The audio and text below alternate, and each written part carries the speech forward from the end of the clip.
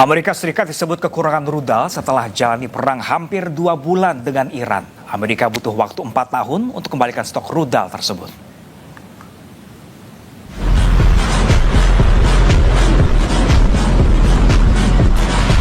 Perang melawan Iran, Amerika Serikat disebut kehabisan rudal.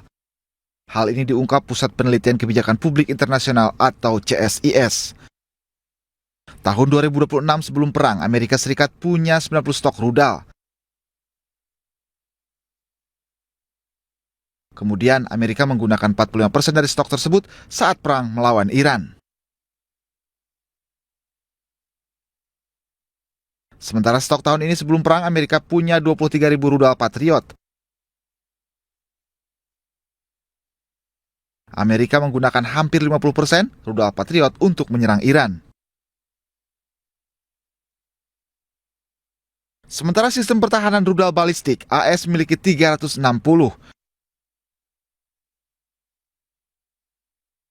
Dari jumlah ini, AS menggunakan lebih dari 50% saat lawan Iran.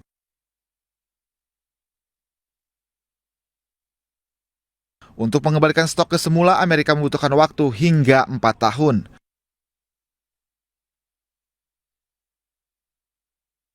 Berkurangnya persediaan rudal ini akan berpengaruh terhadap kekuatan militer dan akan untungkan pihak lawan.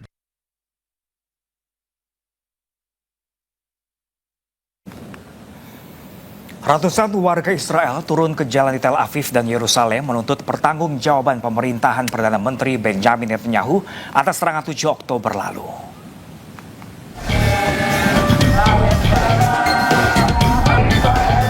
Ratusan demonstran memadati lapangan Habima, Tel Aviv, Sabtu waktu setempat.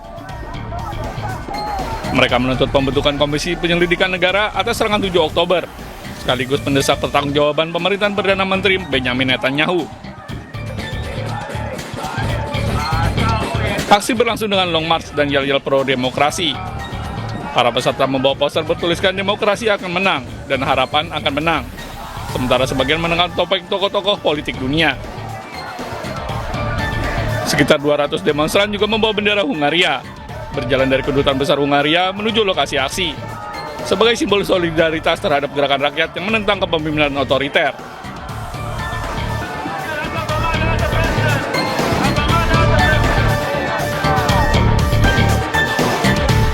Sementara itu di Yerusalem, puluhan pengunjuk rasa anti pemerintah menggelar aksi serupa. Mereka menuduh pemerintah merusak sistem demokrasi dengan mengintervensi lembaga peradilan. Aksi sempat memanas ketika demonstran terlibat bentrokan dengan aparat kepolisian di sekitar gedung pemerintahan.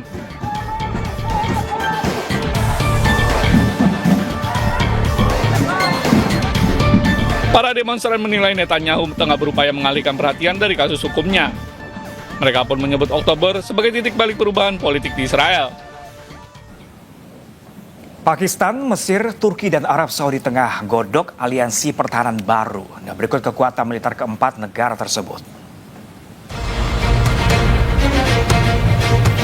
Berdasarkan data Global Firepower, Turki menempati peringkat 9 militer terkuat di dunia. Sementara Pakistan menempati peringkat 14 militer terkuat di dunia. Sedangkan Mesir menempati peringkat 19 militer terkuat di dunia. Kemudian Arab Saudi menempati peringkat 25 militer terkuat di dunia.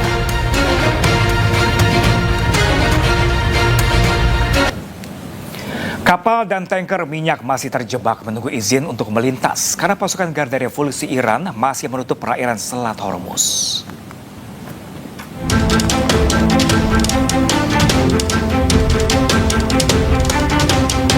Sejumlah kapal kargo dan kapal tanker minyak terhenti di Selat Hormuz karena jalur masih ditutup oleh pasukan Garda Revolusi Iran. Ratusan kapal sampai saat ini masih menunggu di Selat Hormuz untuk mendapatkan izin melintas melalui perairan Iran. Kepala Badan Energi Internasional memperingatkan bahwa pasar energi dapat kehilangan sekitar 13 juta barel minyak per hari akibat gangguan navigasi di selat tersebut.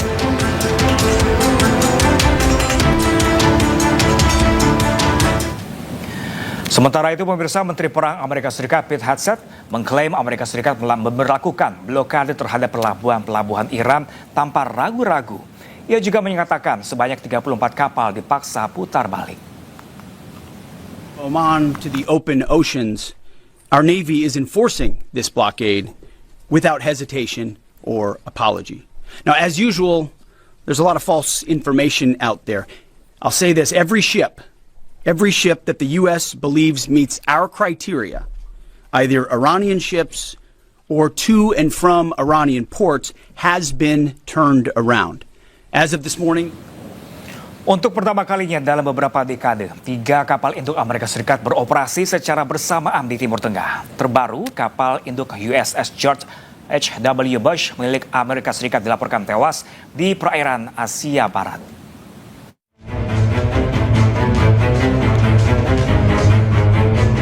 Ketegangan Iran dan Amerika Serikat kembali meningkat meskipun tidak ada serangan langsung yang terjadi. Tarik ulur pengaruh di Selat Hormuz menjadi salah satu pusat ketegangan dalam lanjutan perang yang pecah sejak 28 Februari lalu. Saat Selat Hormuz masih diliputi ketegangan, kapal induk USS George H.W. Bush milik Amerika Serikat dilaporkan telah tiba di perairan Asia Barat. Amerika Serikat kini memiliki 3 kapal induk yang beroperasi di Timur Tengah. Sebelumnya sudah ada kapal induk USS Abraham Lincoln dan kapal induk USS Gerald R. Ford yang beroperasi di Timur Tengah. Komando Pusat Amerika Serikat menyatakan untuk pertama kalinya dalam beberapa dekade 3 kapal induk Amerika Serikat beroperasi secara bersamaan di Timur Tengah. Didampingi sayap udara kapal induk mereka masing-masing, ketiga kapal induk tersebut mencakup lebih dari 200 pesawat dan 15.000 pelaut serta marinir. Kehadiran 3 kapal induk Amerika Serikat sekaligus ini terjadi saat gencatan senjata Amerika Serikat dan Iran masih bertahan.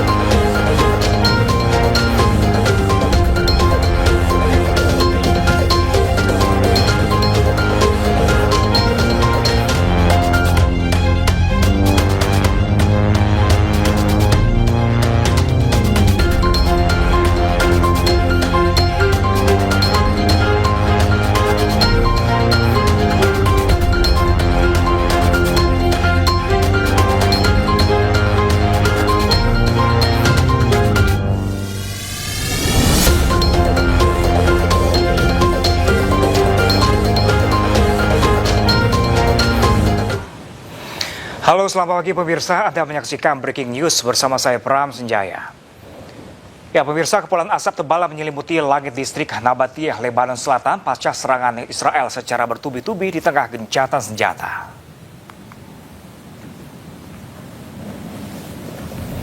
Asap tebal membumbung tinggi di atas wilayah Kfar Tebnit, Zautar, dan Nabatiyah Al-Fafka.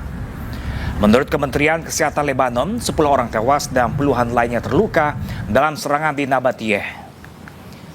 Militer Israel telah melakukan gencatan senjata berulang kali di Lebanon sejak gencatan senjata mulai berlaku 17 April dan diperpanjang selama 3 minggu. Sebelum serangan dilancarkan, militer Israel memerintahkan evakuasi 7 desa di Lebanon Selatan pada Minggu waktu setempat. Lebih dari 1 juta orang warga Lebanon telah mengungsi akibat serangan Israel yang terus meluas.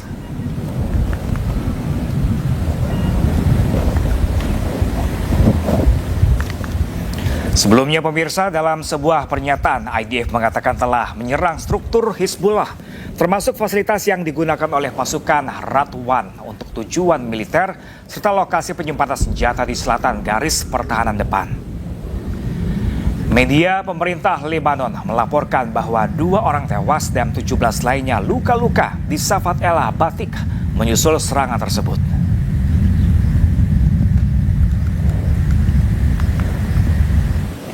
Israel kembali menyerang Lebanon. Sasaran serangan rudal Israel kali ini adalah permukiman warga di Safat al-Batik di Lebanon Selatan.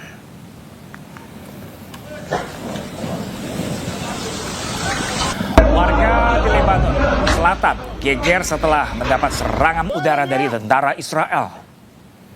Terlebih karena mereka masih dalam masa gencatan senjata. Pelanggaran atas gencatan senjata yang dilakukan Israel ini bukanlah yang pertama kali dilakukan Israel.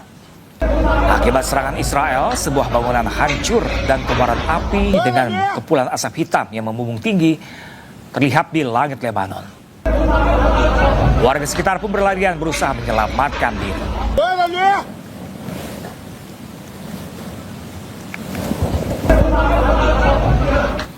Israel juga kembali menyerang sejumlah lokasi di Lebanon Selatan. Sedikitnya 6 warga tewas akibat kekejaman Israel. Hezbollah is burying its dead, with dozens of fighters laid to rest in southern Lebanon, their coffins wrapped in the militant group's yellow flags. Dozens of mourners have gathered for a Suasana haru mengiringi sholat jenazah dan pemakaman warga Lebanon Selatan yang meninggal dunia akibat rentetan serangan brutal Israel. Militer Israel mengaku telah menewaskan 6 warga yang dianggap sebagai pejuang Hezbollah dalam baku tembak di kawasan Bin Jebel. Serangan brutal dilakukan Israel hanya beberapa jam setelah diumumkan perpanjangan gencatan senjata selama 3 minggu. Sementara di tepi barat, ratusan warga juga menghadiri pemakaman seorang warga yang meninggal dunia akibat serangan pemukim ilegal Israel. Perwakilan keluarga korban mengatakan korban warga sipil akan terus berjatuhan karena pemerintah Israel mengizinkan warga dan tentaranya untuk membunuh warga sipil. Dozens of mourners have gathered for a ceremony in the town of Clayle, making use of what little Serangan udara Zionis Israel juga kembali mengguncang Lebanon Selatan, menghancurkan permukiman warga di tengah upaya gencatan senjata yang masih rapuh. Rumah-rumah di Deir Amis, Lebanon Selatan, luluh lantak setelah Zionis Israel melancarkan 3 serangan udara berturut-turut ke kawasan tersebut. Rekaman yang beredar memperlihatkan bangunan hancur, puing-puing berserakan, dan jejak kehancuran di area permukiman warga. Serangan ini terjadi tak lama setelah peringatan evakuasi dikeluarkan oleh militer Israel yang memerintahkan warga menjauh sejauh 1 km dari lokasi target. العدو الاسرائيلي في عنده لجنه ميكانيزم بيجي يكشف بس يلاقي عندي كبسونه مش رصاصه كبسونه ساعتها انا بتحمل المسؤوليه بس لما فيش عندي شيء وعندنا عدو غاشم يضرب من دون سبب بيعتدي على المدنيه وهذا البيت 15 سنه انا وعمر فيه بعد ما خلصت الدين اللي عليه يجي بيقعدني بالشارع هيك أنا بشكي لرب العالمين شو بدي أقول لك. Lebih dari 80 kota bahkan diminta tetap kosong dengan alasan operasi militer masih berlangsung. Sementara itu, rencana pembentukan zona keamanan jangka panjang yang mencakup sekitar 10% wilayah Lebanon semakin menambah ketegangan di kawasan. Konflik pun terus menyisakan pertanyaan besar, seberapa lama gencatan senjata ini dapat bertahan. Sementara itu pemirsa, Perdana Menteri Israel Benjamin Netanyahu mengatakan pihaknya terus berkoordinasi dengan Amerika Serikat untuk tingkatkan tekanan pada Iran dan juga Lebanon. Netanyahu juga sesumbar Zionis akan mengubah wajah Timur Tengah.